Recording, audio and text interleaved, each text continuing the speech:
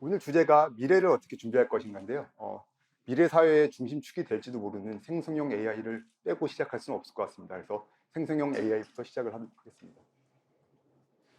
전 챗GPT를 준비를 했었는데요. 아까 부사장님께서 너무 많이 하셔가지고 더 이상 할 말이 없을 것 같아가지고 전 다른 걸로 일단 도망갔습니다. 어, 그 사업주가 건축가한테 서울에 빌딩을 하나 지어달라고 했습니다. 그랬더니 이제 옛날 같으면 이제 사업주가 빌딩을 지어달라고 하면 이제 건축가 같은 경우는 이제 집에 가거나 아니면 사무실 가가지고 설계도를 그리겠죠. 근데 지금은 설계도를 그리질 않고 노트북을 꺼냅니다. 그리고선 그림을 그려달라고 요청을 합니다. 빌딩인 서울을 그려줘. 하면 이제 그 관련된 그림을 그려주는 AI 엔진이 그림을 그려줍니다. 그러니까 그림을 그려줬는데 약간 뻘겋고 약간 좀 올드한 그림이 나왔습니다. 이걸 가지고 사업자한테 가지고 가면 아마 혼나게 되겠죠. 그래서 가져가서 혼났습니다. 그래서 집에 가서 프롬프트 엔지니어링을 공부했습니다. 그래서 과연 어떻게 지시를 해야지 좋은 그림을 그려오지 해가지고 보면 오피스 빌딩을 짓는데 40층짜리 오피스 빌딩을 짓는데 약간 밝은 날에 탑 뷰로 이미지로 데이비드 치퍼필드 느낌으로 건물을 만들어줘 했습니다. 그랬더니 좀 멋있는 건물이 나왔습니다. 데이비드 치퍼필드는 저희가 지금 입주해 있는 아모레 퍼시픽을 디자인하신 분이거든요. 그랬더니 이 정도 가지고 가면 이제 조금 약간 오케이를 받을 수 있어서 했는데 보니까 조금 딱딱한 것 같다. 조금 이미지를 조금 둥그렇게 바꿔줄래? 하게 되면 여기서 라운드 쉐이프라고 보이지 않습니까? 둥근 모양으로 디자인할 것을 추가. 그러면 조금 더 멋진 디자인이 나옵니다. 그래서 지금 같은 경우는 이제 굳이 저희가 이제 설계를 공부할 필요가 없이 얼마만큼 프롬프트 엔지니어링 지시를 잘하느냐에 따라서 AI 명령 방법에 따라서 완전하게 결과가 다르게 도출됩니다. 근데 아시다시피 이제 이 명령어를 지금 오고 가는 과정이 챗GPT는 그 한국말로 가지만 아직은 저 그림 그리는 화면은 영어로 가는데요. 이게 어쨌든 자연어로 대화가 이루어지기 때문에 그렇게 어렵지 않게 배울 수 있을 것 같습니다. 그랬더니 이걸 가지고서 이제 저희 스태프들한테 한번 보여줬더니 아마 안 믿을 것 같다. 이 그림 분명히 사진 찍은 것 같고 그냥 AI가 직접 그린 건지 믿을 수가 없다 해가지고 시연을 좀 보여달라 해가지고 시연을 좀 준비를 했었습니다. 근데 아시다시피 그 프롬프트 엔지니어링 특징상 똑같은 그 지시를 하더라도 그림이 계속 바뀌게 나옵니다. 지금 그림을 그리는 걸 보고 있는데요. 그래서 시연을 보여드리려고 했더니 일부 가끔 이게 이상 야릇한 그림도 나오고 19금 그림이 나와가지고 깜짝 놀라가지고 일단 중단을 했고요. 그래서 다시 이렇게 동영상을 이렇게 따왔습니다. 제가 하고 있는 거는 10불짜리를 쓰고 있는데요. 예, 전문가용이 80불입니다. 전문가용을 쓰시면 조금 더 공격적인 그림이 나오는 걸로 알고 있습니다. 그래서 이런 그림이 나왔는데 그걸 보니까 이제 첫 번째 보시면 이제 마이클 잭슨이 골프를 하는데 눈 덮인 산에서 근데 곰도 좀 있었으면 좋겠다라고 지시를 했더니 이렇게 나왔습니다. 나왔더니 뭐 대충 원한 것들이 대부분 나왔는데 봤더니 이게 안 봐도 곰이 아니라 이게 개가 같습니다. 그래가지고 왜 개인가 했더니 알고 봤더니 이게 AI 엔진이 그림을 그릴 때 대부분 사람 옆에는 개나 고양이 같은 애완견들이 붙거든요. 그래서 그런 것들을 학습했기 때문에 사람 옆에 곰이 올 것을 예상을 못한 겁니다. 그리고 자세히 보시면 드라이버 같은 골프채로 개 목근을 대신해서 사용하는 걸 볼 수 있습니다. 그래서 약간 상상력도 충분한 걸 볼 수 있고요. 그 다음에 어쨌든 저는 또 곰을 보고 싶어가지고 어쨌든 곰을 그려줘 했더니 AI가 좀 화가 났습니다. 그래가지고 마이클 잭슨이 이제 곰이 되고요. 이거 사진 보면 약간 때릴 것 같은 느낌. 그래서 이런 걸 가지고 이제 두 가지 그 의미가 있을 것 같은데요. 이제는 그림을 잘 그리기 위해서 이제 드로잉이나 데생을 배울 필요가 없는 거 아닐까? 그것과 플러스 이거 지시를 똑바로 잘해줘야지 원하는 답이 나오는구나. 그렇기 때문에 AI를 무조건 믿고 쓸 수는 없다. 근데 말씀하다시피 요새 뭐 AI의 위험성에 대해서 많이 나오지만 그 AI의 위험성을 잘 관리하면서 효익을 취하는 거하고 AI에 무방비하게 노출돼가지고서는 업무를 안 한 거 갖고는 나중에 산출물에 차이가 많이 날 것 같습니다.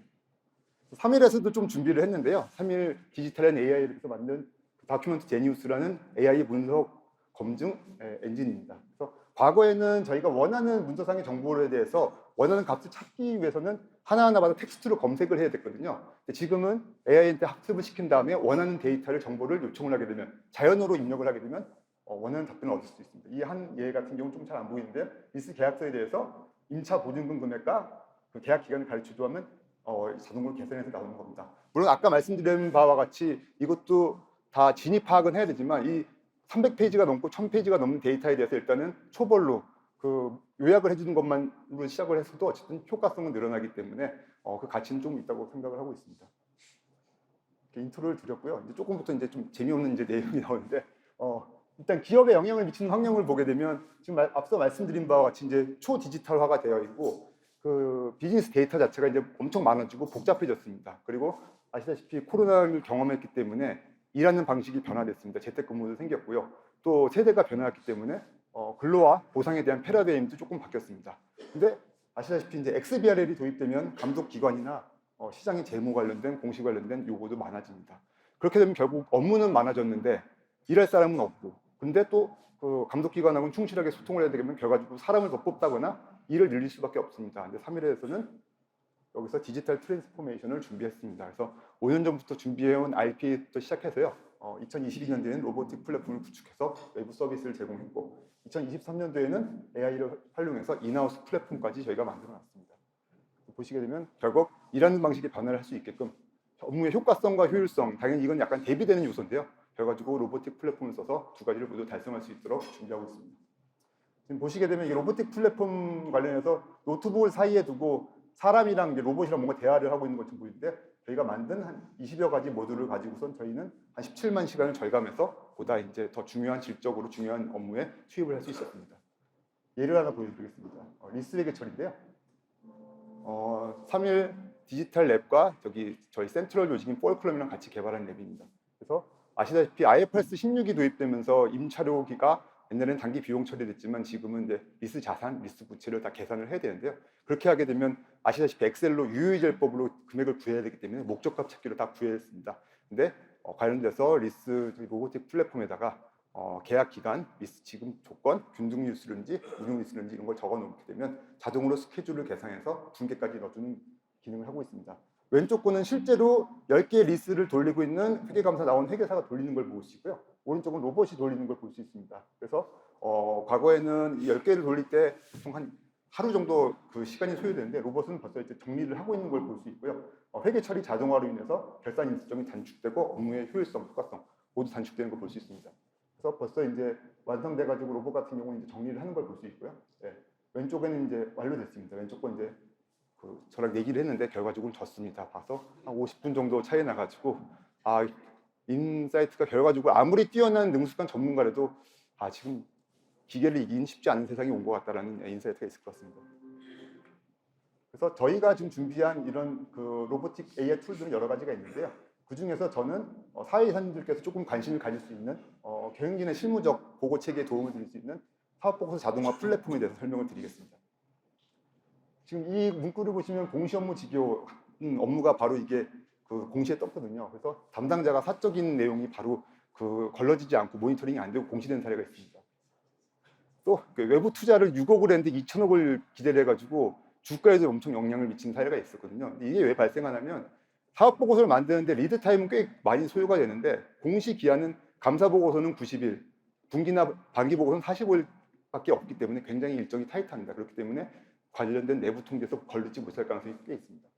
또 하나의 예인데요. 이거는 올해 IPO를 준비하는 회사인데요. 단순하게 재무제표하고 주석이랑 레컨사일이 안 된 겁니다. 회사가 무슨 고의적으로 뭔가 분식회계를 한 것도 아닌데 단순하게 레컨사일이 안 되는데 이것만 가지고선 일단은 뭐 신뢰성이 하락됐다고 일단 신문에 나온 거고요. 이런 공시 내용 오류와 재무회계 정보의 오류는 결과적으로 표면적으로는 감독기관의 징계도 있겠지만 기업 가치에 영향력이 있기 때문에 이 공시는 상당히 리스크가 큰 항목이라고 볼 수 있을 것 같습니다. 그래서 이런 리스크는 결과적으로는 재무제표 오류와 공시 내용 오류가 있는데요. 여기에 대한 책임 주체는 담당 부서가 있고요. 외부 감사에는 회계 감사를 해야 되고요. 사회이사님들은 여기서 검토를 해주셔야 됩니다. 그래서 이 기능이 효과적으로 작용되어야지만 이 리스크를 줄일 수 있습니다. 근데 상대적으로 담당 부서와 외부 감사에는 법적으로도 많이 그 책임과 역할이 강화가 됐는데 사실 사회이사 등의 기관에 대해서는 책임 주체로 보는 시각이 강하지는 않았습니다. 하지만 현재 지금 ESG 차원에서도 경영진의 감독 의무에 사회이사의 그 책임과 역할이 조금 강화되는 걸 볼 수 있습니다. 그래서 결과적으로는 이 리스크를 줄이기 위해서는 이게 경영의 본질적인 영업 활동하고는 관계가 없기 때문에 독립 부서가 있어야 되고 뭐 컴플라이언스, 인건비가 발생하게 됩니다. 아시다시피 관련된 리스크를 줄이기 위해서 증분 비용은 발생하지만 이 리스크가 감소되는 건 비례적으로 늘지 않습니다. 그렇기 때문에 체감이 되는데요. 근데 결과적으로 저희는 디지털라이즈를 통해서 이 증분 복선 자체를 밑으로 떨어뜨립니다. 그래서 결과적으로 증분 비용을 줄여서 업무를 리스크를 관리할 수 있게끔 준비를 했습니다. 이걸 업무 태스크 단위로 보게 되면 하루에 8시간 일을 한다고 가정을 할 때 가장 중요한 일이 한 3가지가 있고 나머지는 별로 중요하지 않다고 할 때 이 4번과 5번 같은 경우는 단순 업무는 로봇이 대리 수행을 하게끔 하고요. 그다음에 업무할 때 비효율적인 요소는 제거를 해가지고 아예 이 엔지니어를 없애버립니다. 그다음에 실제적으로 중요한 일만큼 하게끔 하이밸류 워크를 전환하면 결과적으로는 똑같은 업무를 수행하는 데 있어서 7시간만 일하고 8시간을 먼저 퇴근을 나머지 8시간 퇴근할 수 있게끔 그게 저희가 생각하는 일하는 방식의 개선입니다. 이제 사업보고서에 대해 설명을 다시 한번 드리겠는데요. 사업보고서는 아시다시피 감사보고서와 달리 재무부서만 일하는 게 아니고요. 자금부서, 법무부서, 영업부서 모든 회사의 부서들이 이제 인볼브를 하기 때문에 관련돼서 자료가 병목 현상이 발생할 수 있고 관련돼서 커뮤니케이션 에러가 발생할 수 있습니다. 또한 사업보고서와 감사보고서와 마찬가지로 이 자료도 공시용 파일 DSD로 올라가기 때문에 회사가 가지고 있는 오피스, 워드나 엑셀로 올라가지 않습니다. 그래서 변환 작업이 필요합니다. 또한 감사보고서에 있는 데이터도 계속 변화가 되기 때문에 여기에 대해서 밸리데이션이 필요합니다. 여기서 사업보고서 플랫폼을 두게 되면 본문 형태가 일단 자동 드래프팅 되고요. 3일 디지털 팀에서 개발한 DSD 자동 생성 모듈을 통해서 자동으로 전환이 됩니다. 이걸 통해서 결과적으로는 그 편집기 사용을 자동으로 하기 때문에 시간이 좀 줄어들고요. 그리고 현업 부서가 어떻게 일을 하고 있는지 실시간으로 모니터링이 가능합니다. 그렇게 해서 절약된 시간에 대해서는 좀 더 중요한 업무에 시간을 써서 공시의 품질을 제고할 수 있을 것으로 판단하고 있습니다. 그래서 이제 시연을 하나 보여드리겠는데요. 사업보고서 중에서 이사회에 관련된 내용이 조금 사회이사님들과 관련이 있기 때문에 시연을 보여드리겠습니다. 동영상을 같이 보여드리겠는데요. 기존에는 이사회에 관련돼 가지고서는 이제 현업부서의 이사회 파일이랑 관련돼서 그 위원 관리 파일 같은 경우를 제출하게 되면 실제로 맞는지에 대해서 그 오류를 다 의결 사항이 맞는지 비경상적인 사항이 있는지를 검증한 다음에 현업부서와 다 질의를 해서 맞췄습니다. 그 다음에 공시용 편집기 DSD 파일에 대해서 엑셀로 있는 파일들을 다 다시 올려서 맞춰놨고요. 그런 다음에 수기로 오탈자 검증을 했습니다. 그렇기 때문에 당연히 부득이하게 이제 그 기술적으로 오류가 발생할 수밖에 없었고요. 그러다 보니 이제 현업부서에서 이런 것들을 좀 개발해 달라 가지고 로보틱 프로세스를 만들었습니다. 그래서 현업부서에서 관리 파일을 업로드를 하게 되면 자동으로 검증을 해주고 DSD 파일도 버튼 한 번만 누르면 생성이 되기 때문에 자동화가 됩니다. 그래서 왼쪽에 있는 화면은 사업보고서 이사회 내용이 지금 정리되고 있는 그 파일을 볼 수 있고요. 이걸 통해서 결과적으로는 작성 및 검토 과정이 많이 단축돼서 경영진의 조기 보고가 가능합니다. 근데 가장 큰 장점은 다시 하게 되면 일단 공시 서류가 수기로 작성되지 않기 때문에 일단 정보가 신뢰성이 확보가 되고요. 그리고 하는 업무마다 로그가 남습니다. 그래서 누가 업무를 했는지 알 수 있습니다. 그렇기 때문에 정보의 투명성이 확보됩니다. 그리고 맨 마지막으로는 사내 감독 기관에서 언제든지 여기에 대해서 접근할 수 있고 모니터링 할 수 있기 때문에 ESG 차원에서 거버넌스의 투명성 확보에 도움이 되는 걸 볼 수 있습니다. 아까 시간이 없다고 해서 빨리 설명을 드렸는데요.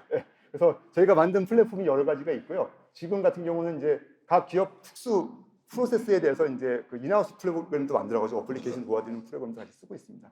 그리고 아시다시피 이제 AI 시대가 왔습니다. 아시다시피 AI 위험성 말씀하시지만 저희 AI를 잘 적절하게 리스크를 관리하고 효익을 누릴 수 있다면 좀 더 저희 경제적 효익을 누릴 수 있을 것 같고요. 그래서 지금 향후 예측되는 거는 AI 학습을 통해서 일단 비경상적인 사건에 대해서 모니터링 받을 수 있는 리포팅 프로그램, 로 GPT라는 게 나왔습니다. 그 사건 물어보면 저희가 뭐 감옥 가는지 안 가는지 물어보는 그 사이트가 나온 건데 이것도 마찬가지로 회계 처리를 물어보게 되면 관련돼서 공시사항이랑 DB를 통해서 원하는 답을 제공해주는 그런 기능까지 저희가 만들어 놓은 상태입니다. 그래서 앞으로도 사회이사님께서 주교를 하실 수 있는데 3일에서는 계속 기술 개발을 해서 노력을 하겠습니다. 저는 오늘 디지털 툴을 활용한 해외 법인의 재무 정보의 가시성 확보 방안에 대해서 짧게 말씀드리도록 하겠습니다. 기억하시겠지만 작년 초에 여러 가지 사건 사고들이 있었습니다. 회계 관련 오류나 부정 횡령 사고들이 있었는데요. 이렇게 들어도 알만한 큰 회사들이 본사에서도 그런 사고가 나는데 이 코로나 시국에 출장도 못 가고 있는 이 시점에 과거 기준에서 봤을 때 그 시점에서 과연 우리 해외 법인의 관리는 어떨까? 당연히 의문점이 들 수밖에 없습니다. 그런데 현실적으로 이런 해외 법인에 대해서 관리를 하려다 보면 여러 가지 어려움이 있습니다. 매월 재무제표 받아서 이거 정리해서 보고하기도 바쁜데 인력도 없는데 어떻게 해. 그렇다고 해서 모든 시스템 다 깔아놓고 막 수십억, 수백억 투자해서 이렇게 할 수도 없는데 현실적으로 그러면 아까 챗GPT 얘기 나왔지만 그걸 챗GPT 던져놓으면 다 나오나? 이런 것도 아닌데 그럼 이런 디지털 툴을 내가 직접 활용할 수도 없는데 어떻게 할까? 난감합니다. 이제 결국은 정보가 있어서 다 받아봤다 하더라도 실제 봐봤더니 내가 모르는 언어, 이거 내용도 모르고 제도도 모르는데 어떻게 할까? 이런 고민들이 있는 게 사실이고요. 이런 어려움들이 결국은 해외 법인의 재무정보의 가시성을 약화시키는 일인 것 같습니다. 그럼 저희가 이제 회계감사나 각종 서비스를 하면서 각 법인들, 그룹사들을 다니면서 지켜보면서 여러 프로세스를 봤습니다. 그럼 과연 어떤 식으로 해외 법인들에 대한 재무 정보를 캐치하고 관리하고 있을까? 뭐 저희 나름대로 각 회사의 단계나 상황들 그리고 각 프로세스들을 좀 정리해 봤더니 이 정도로 정리가 되는 것 같습니다.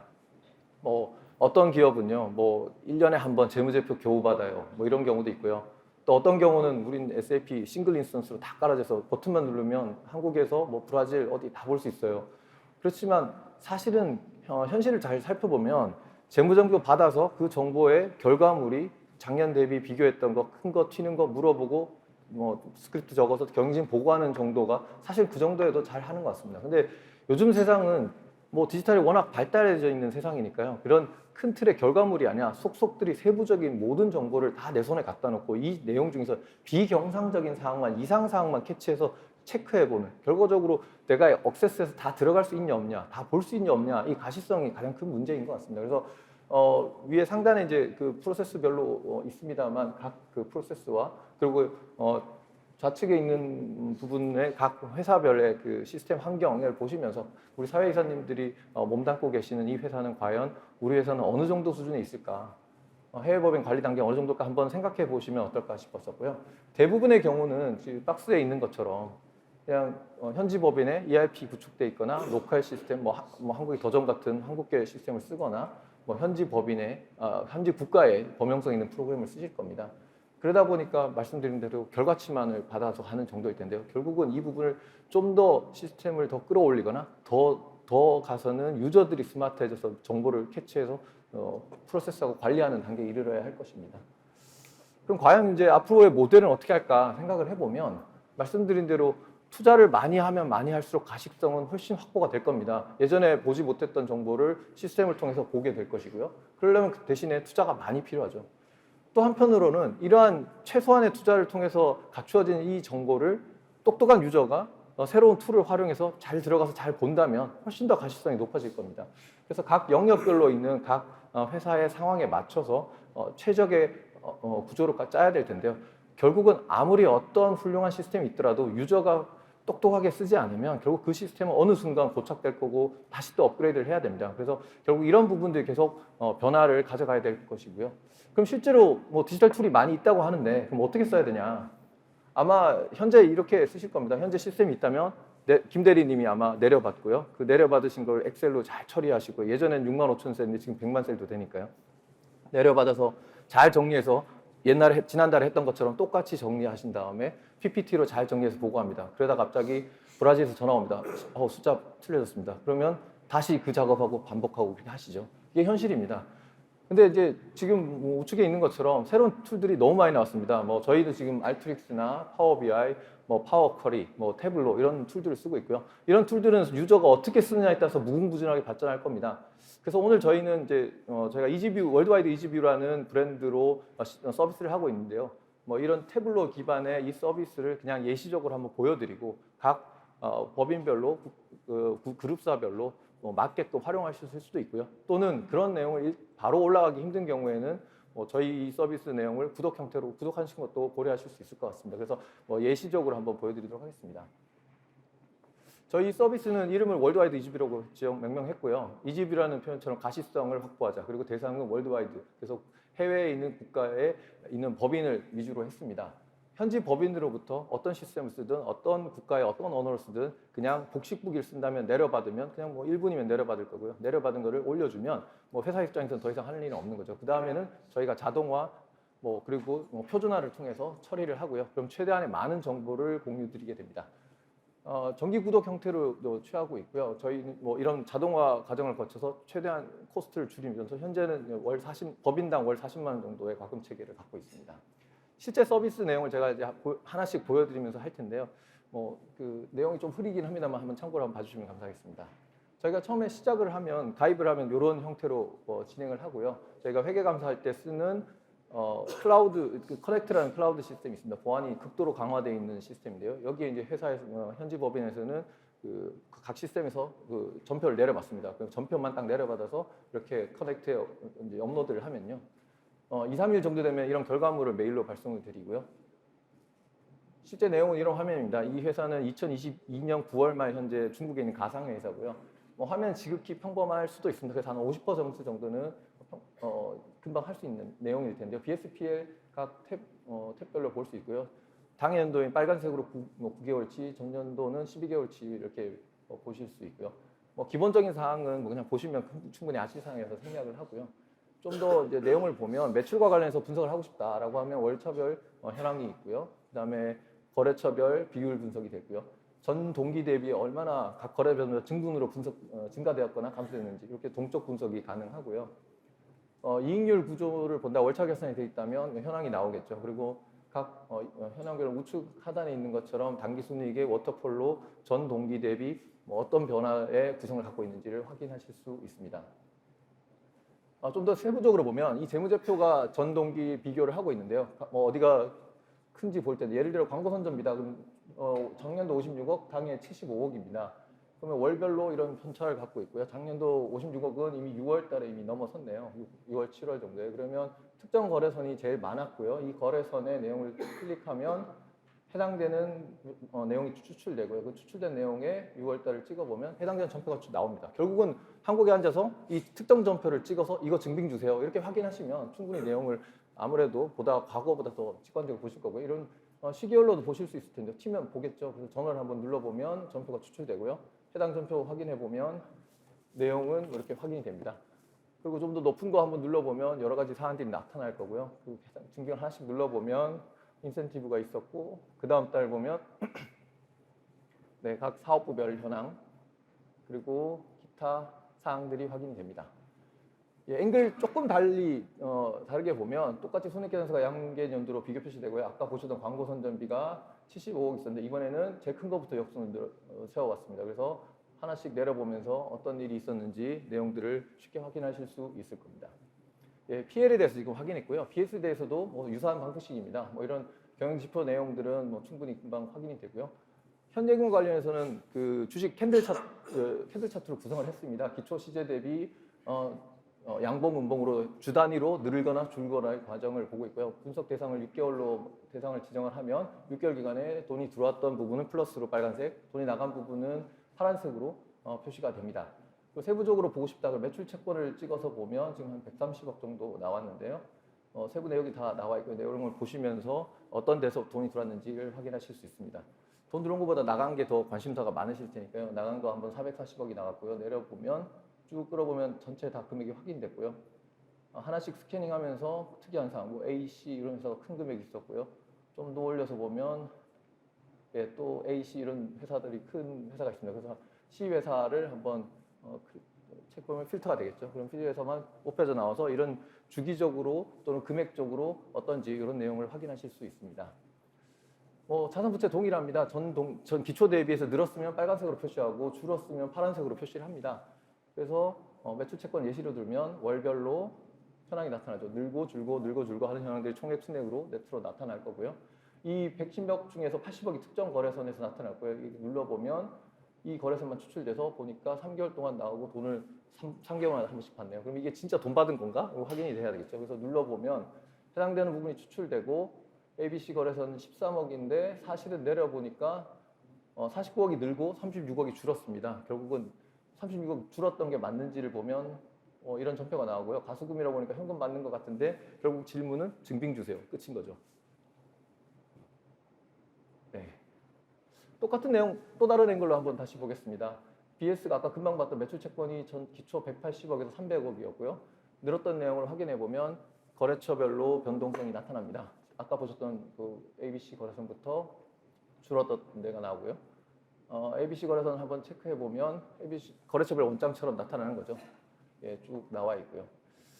네, 두 번째는 그 전표의 물리적 현황입니다. 이 법인은 한 900개 정도 한 달에 전표를 처리했고요. 매일 한 10개에서 30개 정도 처리를 하는 것 같습니다. 그러다가 말일 되면 확 들어오죠. 한 500개 정도입니다. 그럼 결국 이 법인은 월 초에 전체 9분의 한 5 정도의 업무량을 일을 하고 있다는 거죠. 근데 현예금도 그렇게 몰아서 하면 안 되겠죠. 그래서 현예금 눌러보면 분산되어 있는 걸 알 수 있습니다. 그래서 이런 현황들을 확인하실 수 있고요. 비경상적인 부분은 저희 나름대로 그 시나리오로 구현을 해봤습니다. 현재 5개 정도 구현을 했고요. 추가적으로 더 R&D를 통해서 더 늘려나갈 생각입니다. 동일한 비용 증빙을 통해서 두 번 혹시 내지 않았을까 이런 의심을 해볼 수 있는데요. 심플합니다. 그냥 계정 가운 갖고 숫자 똑같은 거 그냥 다 뽑아 봅니다. 그러면 이제 다 뽑혀져 있고요. 그냥 이렇게 체크해 보시면 뭐 예를 들면 제가 9월달에 있었던 거 두 번 한번 눌러 보니까 경영 수수료가 나갔고요. 540만 원이 나갔고, 예, 경영 컨설팅이라고 나왔네요. 그 밑에 것도 한번 눌러보니까 똑같습니다. 그러면 이게 같은 건지 다른 건지 한번 증빙 달라고 해서 확인하시면 될 것 같습니다. 다음은 과거 행령 사례를 통한 사용한 시나리오입니다. 예를 들어 A 거래처 미지급금이 1억이 있고 이 중에서 1,000만 원을 본인이나 지인 계좌로 송금했습니다. 실제 장부는 9천만 원이지만 이 거래소는 1억을 받아야 되죠. 그래서 언젠가 들통나니까 이 사람은 어떻게 하냐면 결국은 1,000만 원을 부채 세워서 이렇게 밀어넣습니다. 결국 회계적으로 보면 1,000만 원이 돈 나오고 1,000만 원 부채 계상됐습니다. 그래서 그런 내용만 한번 뽑아보자. 이게 부정이다 아니다는 알 수는 없지만 한번 동일 패턴 한번 뽑아보자는 내용입니다. 그래서 이제 이게 이제 과거에 뭐 횡령 사고에 있었던 내용을 그대로 이제 시나리오로 추출된 거고요. 그럼 예를 들면 1,430만 원이라는 돈이 기중에 집행이 됐고요. 우연히도 똑같은 돈이 부채가 계산됐습니다. 그럼 그냥 보는 거죠. 이게 꼭 부정이나 오류가 있다는 건 알 수 없는 일입니다만 전표 중에서 한번 확인해 보시고 해당된 증빙을 달라 이렇게 보시면 좀 더 확인이 가능할 것 같습니다. 결국은 적발보다는 예방 방지 기능이 더 강화되는 목적일 거고요. 세 번째 시나리오는 더 심플합니다. 주말에 두 번째는 아직. 네. 세 번째 시나리오는 주말에 꼭 돈이 나갔어야 됐냐 다시 한번 더 보자. 뭐 누구 승인 사전이냐 사후냐 뭐 이런 것들을 체크해 보시면서 할 텐데 실증적으로 제가 해보니까 전부 다 대부분 뭐 계좌이체나 뭐 자동이체 같은 것들이 많이 있었던 것 같고요. 그래서 이렇게 하나씩 눌러보면서 내용의 승인 여부나 뭐 이런 내용들을 체크하실 수 있을 겁니다. 네 번째는 큰 금액 나간 건 다시 한번 보자. 그래서 뭐 예를 들면 이 법인은 10억인데 우리는 5억 이상 이렇게 눌러보면 당연히 필터가 될 거고요. 이 5억 이상 자금이 이체됐던 걸 보면서 사실은 여기는 자금의 유용 가능성 때문에 살펴봤습니다. 뭐 혹시 정기예금 만기가 됐는데 유용됐다가 돌아온 거 아닐까 뭐 이런 것들을 한번 샘플로 확인하실 수 있는 툴일 것 같고요. 마지막 시나리오는 발생주의 회계 처리를 혹시 못하지 않았을까? 돈 나가면서 비용 기표하면 혹시 이거 원래 비용 잡고 부채 잡았어야 되는데 안 한 거 아닐까? 그래서 체크해 보면 추출돼 있으니까 그때 해변에 돈 나가면서 차변에 광고 선점입니다. 이렇게 당해 나올 리가 없으니까 여기 증빙을 확인해 보시면 내용이 파악이 되는 거죠. 뭐 다른 것도 임차료도 마찬가지일 것 같고요. 네.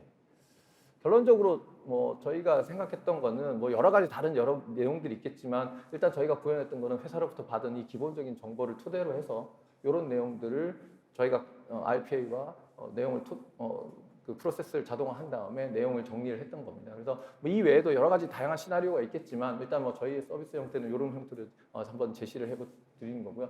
결국은 디지털 툴을 활용해서 각 회사에서 현지 법인에 대한 가시성을 확보하려면 여러 가지 요소가 필요하겠지만 기본적인 최소한 시스템이 있어야 됩니다.